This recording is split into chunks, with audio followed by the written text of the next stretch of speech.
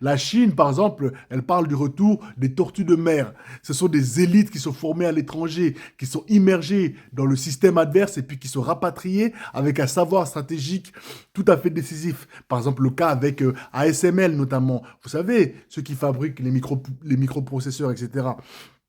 Ils ont beaucoup d'ingénieurs chinois qui reviennent et la Chine a fait un énorme progrès et a consolidé en fait son désengagement et son indépendance vis-à-vis de ASML, le géant ASML. Vous voyez, ce n'est pas de la trahison que d'être parti et de rapporter un savoir, un avantage stratégique, ce qu'on appelle une guerre de longue durée. En Afrique, au contraire, on soupçonne la diaspora, on va la dénigrer, on va la disqualifier moralement. Et le résultat, c'est quoi? C'est qu'on se prive volontairement de ceux qui savent comment pensent, parlent et agissent les centres de pouvoir occidentaux.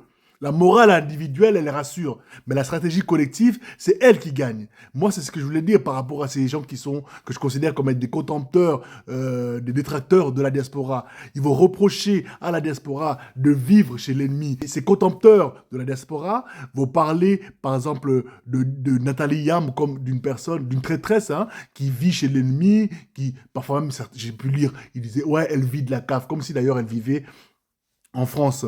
Mais c'est précisément là où il y a le point d'achoppement, c'est-à-dire que ils disent qu'on ne peut pas dénoncer un système tout en vivant au sein du dit système. Mais ce qu'ils feignent de ne pas voir, eh bien, c'est que l'infiltration a toujours été une sorte d'arme politique.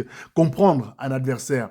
Cela suppose de vivre dans son monde, de maîtriser sa langue, ses codes, ses institutions, ses contradictions aussi. Et on ne combat pas un empire uniquement depuis la périphérie. On combat aussi un empire depuis son centre. La diaspora africaine, ce n'est pas un bloc homogène déjà pour commencer, mais elle est souvent le seul espace où s'acquiert finalement les compétences, les réseaux et la lucidité nécessaires pour affronter un système qui aujourd'hui, vous devez le savoir, est globalisé et mondialisé. Et critiquer cet espace, c'est se condamner à combattre à l'aveugle.